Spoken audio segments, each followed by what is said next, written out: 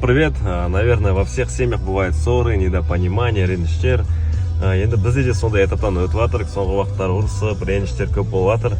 Бірақ жігіт болғаннан кейін әйеліміз алдында осылай кешірім сұрап бара жатырық. Не ругайтесь, любите друг друга. Жақ қайда кетіп қалдың? Это тебе, жан. Күйеуім мені осылай қуантты, ал бүгін мен сіздерді қуантқым келіп тұр. Дәл осылай. Осы ақшаларды дәл қазір 1-2 сағаттан кейін сіздерге сыйлайтын боламын. Шарттар өте оңай. Менің достарымды өздеріңізге алып кетесіздер де, дайректке мен дайынмын деп жазып жібересіздер. Достар, дәл 2 сағаттан кейін, ровно 2 сағаттан кейін мен сіздерге 50 мың теңге ойнататын боламын.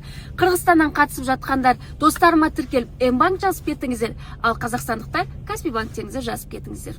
Ойлаңыздаршы, жай ғана 99 досыма тіркелгенім үшін 50 мың теңге сіздерге беретін боламын. Такая неожиданная встреча. Девушка. У нас у двоих фиолетовая тушь. Кажется, мы по идее недавно хотели влиться, да? Да. И нас судьба свела. У тебя все нормально? Да, почти хорошо. Смотрите, какой макияж мне сделала Акирке. Ну не я сама сделала. Помогла просто. Вот, еще это Месса нам сделала план. Спасибо, Дженна. Спасибо. Вот, короче. Все, я теперь хочу.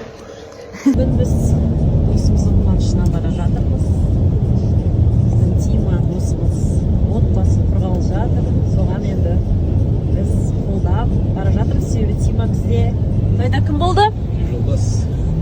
Ол жолдас болды. Сразу жолың жеңіл екен, Сразу көп ұзамай кетіп отыр.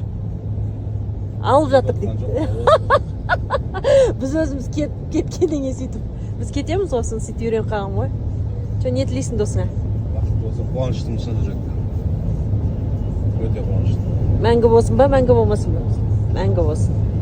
Тима, поздравляем тебя. Мы едем. Жди нас. Мама келді міне подкреплениеға. Қуырдақ істепті. Қуырдақ естелеті еді.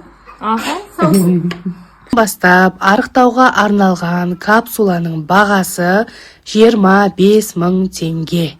Доставка соның ішінде ред рассрочка болса да сол бағада. В общем, сол ертең баға қашан қымбаттаған деп жүрмесеңіздер.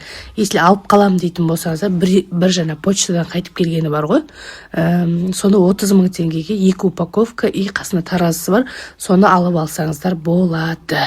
Бұдан кейін енді баяғы да жасаған жаңа жылдандарса 10 мың теңгелік скидкалар енді мүлдем болмайды.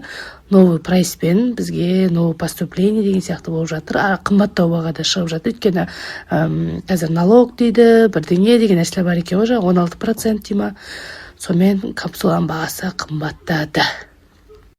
Дайректке жазып атқандар бар ғой, ой, Айгөлек сен тастап кетесің, қоя сал деп та. Енді ой, анау андай айтты екен деп маған көңіл күйімді түсіріп отыратын уақыт жоқ. Былтыр 90 күн тоқтатпай ішіп, минус 25 килограмм салмақ тастағам. Аллаға сансыз шүкіршілік айтам. И осы жолда 90 күн тоқтатпай барынша күнделікті салып, Құдай қаласа нәтижемен бөлісіп отыратын боламын. Біріншіден денсаулық өзіме керек, әдемі фигура өзіме керек. Құдай қаласа көктем келатыр, аржағында жаз келатыр, жазда әдемі көйлектер киіп деген сияқты. Енді артық салмақтан давление, сахар болмаса, ожирение, өттің толуы, түрлі аурулар пайда болады, аллергия деген сияқты. Сондықтан артық салмақ маған қазір уақытта керек емес. Құдай қаласа әдемі фигурам жасап, күшті контенттер жасағым келеді бұйыртса. Қалайсыздар? Бүгін 5-ші күн. Салмақты өлшейміз. Өзіме де қызық болып тұр. Қанша болып тұрғанды, кеше 94-те тоғыз. Сіздер қалай ойлайсыздар? Вообще қатты қуанып тұрмын. Қуанам деп мен бір кісіні оятып алдым. Садикке барамын. 3 килограмм 600 грамм екен. Тфай деп отырыңыздар, пожалуйста. Біреуіңіздің көздеріңіз тек кетпесін деген ба. Қараңыздар да, мынаны мен бір аптаға жазып қойдым да, и мына колоннаға каждый апта минусын жазып отырам деген ғой. Сонымен, короче, мына жақта 97-мен 1-мен бастадым, 96-та 4, 95-те 7, 94-те 9, 93-те 5.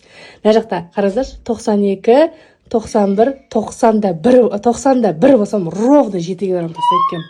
Бірақ бірінші аптада что-то қатты кетіп бара жатқан сияқтымын.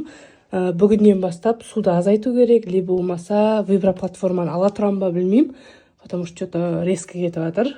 Ақырындап кетсе де, күніне 300-400 грамм тастасам да негізі это норма ғой. 90 күнде смело 70-ке жетуге болады. Или может 65-ке дейін деп ұра берейін ба? Қалай ойлайсыздар? Қазір январдың 35-і ма, 36-ы ма болып жатқан сияқты. Заказдарды жинап, қазір почтаға баратырмын. И еще Астананың доставкасын енді мүмкіндік бойынша барынша болғанша өзім тасып жүрсем ба деп жатырмын. Енді күнде де алмаймын. Мүмкіндік болған сәттерде. В общем, погода осындай быт-шыт болып тұр.